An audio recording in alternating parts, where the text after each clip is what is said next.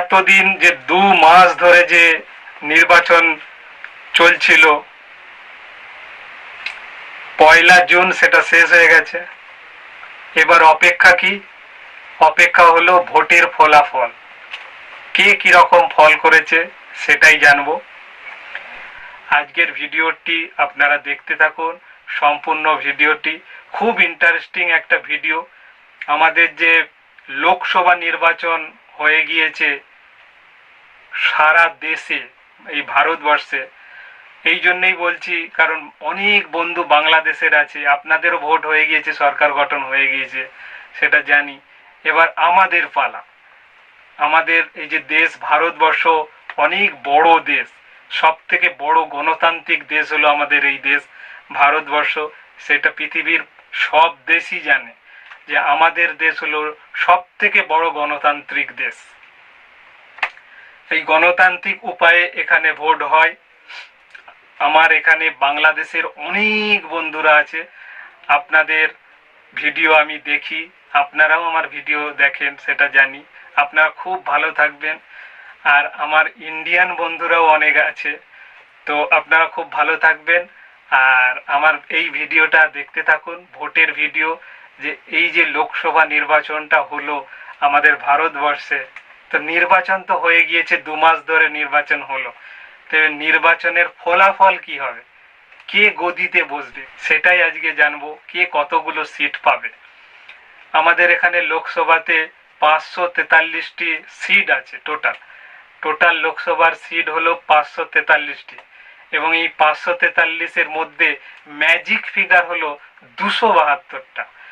272 একটা দলকে পেতেই হবে, তবেই সে ক্ষমতাতে বসবে, সরকার গঠন করবে সেই দলই। যে দল পাবে সংখ্যাগরিষ্ঠতা 272টা সিট, সেই এখানে সরকার গঠন করবে। তো কে 272টা সিট পাবে সেটা জানতেই আজকের ভিডিওটা দেখুন। এবং 272 যদি একটা দল না পায়, তাহলে কোনো দলকে নিয়ে, বন্ধু হিসাবে নিয়ে সরকার কিন্তু গঠন করতে পারে। ঠিক আছে, একা হয়তো অনেক দলের পক্ষে সুবিধা নাও হতে পারে, নাও পেতে পারে। তখন কি করবে, অনেক দলকে নিয়ে একটা সরকার গঠন করতে পারে। সেটা তাদের মধ্যে একটা আন্ডারস্ট্যান্ডিং করে নিতে হবে। তো এইবারে কে সরকার গঠন করবে সেইটাই এই ভিডিওতে আপনারা দেখতে থাকুন। খুব আকর্ষণীয় একটা ভিডিও, আপনারা প্লিজ দেখুন। এইবারের যে নির্বাচন হলো, এই নির্বাচন খুব টান উত্তেজনাতে নির্বাচন হয়েছে। কে সরকার গঠন করবে, ফলাফল 4ই জুন হবে। তার আগেই আমি বলে দিচ্ছি যে কে সরকার গঠন করবে। একটা হিন্টস আপনাদের দিকে দেব, আর হিন্টসটা অবশ্যই মিলে যাবে, আপনারা দেখে নেবেন। আর আমাদের পশ্চিমবঙ্গে 42খানা সিট, এই 42খানা সিটের মধ্যে কে কত পাবে সেইটা নিয়েও আলোচনা হবে। আপনারা প্লিজ সম্পূর্ণ ভিডিওটি দেখুন, কেউ কোথাও যাবেন না, আমি জানিয়ে দেবো কে কতগুলো সিট পাবে। তা আপনারা দেখতে থাকুন। এত বড় আমাদের দেশ, বড় গণতান্ত্রিক দেশ, সেখানে বিশ্বের সবাই জানে যে এইটাই একমাত্র গণতান্ত্রিক দেশ ভারতবর্ষ। এই ভারতবর্ষে 543খানা সিট, এই 543খানা সিটের মধ্যে 272টা পেতেই হবে যে কোনো দলকে। আর যদি না পায়, একক সংখ্যাগরিষ্ঠতা না পায়, অনেক দলকে নিয়ে সরকার কিন্তু গঠন করতে পারে। তো এইবারে কে সরকার গঠন করবে সেটাই দেখতে থাকুন, আপনারা দেখুন। তাহলে অবশেষে 2024 সালের লোকসভা নির্বাচন শেষ হয়েছে। এবার ভোট গণনার পালা। তারপরে কেন্দ্রের কুর্সিতে বসবে নতুন সরকার। কোন সরকার বসবে সেটাই দেখার।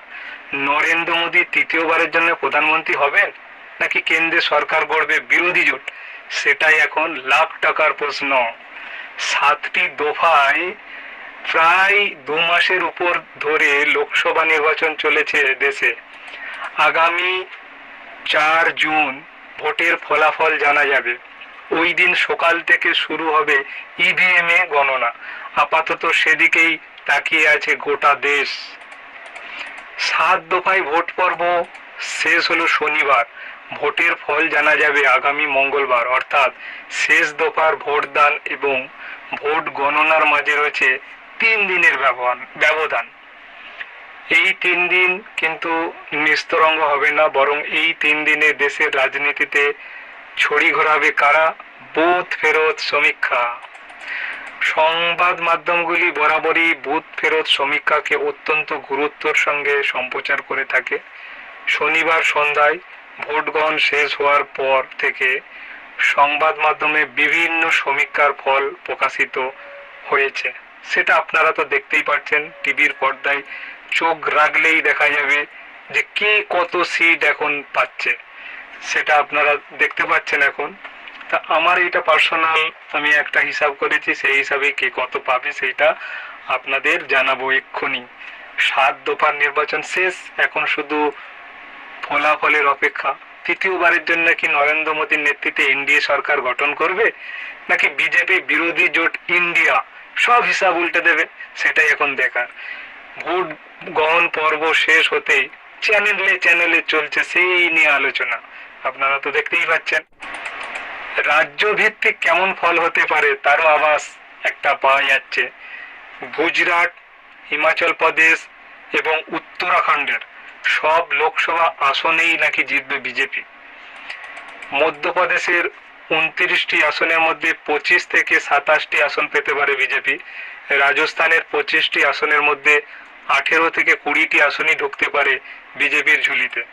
হরিয়ানায় বিজেপি পেতে পারে 5 থেকে 6টি আসন, ওড়িশায় 11 থেকে 12টি আসন, তেলেঙ্গানায় পেতে পারে 5 থেকে 6টি আসন, ঝাড়খণ্ড এবং ছত্তিশগড়ে 10 থেকে 11টি করে আসন জিততে পারে বিজেপি। দিল্লিতে পদ্ম শিবির পেতে পারে 5 থেকে 6টি। উত্তরপ্রদেশ নিয়ে কৌতূহল রয়েছে সারা দেশে, অনেকের মনে উত্তরপ্রদেশ নিয়ে কৌতূহল হয়েছে যে উত্তরপ্রদেশে কে সিট বেশি পাবে। উত্তরপ্রদেশে যে সিট বেশি পাবে সেই দলই সরকার গড়বে।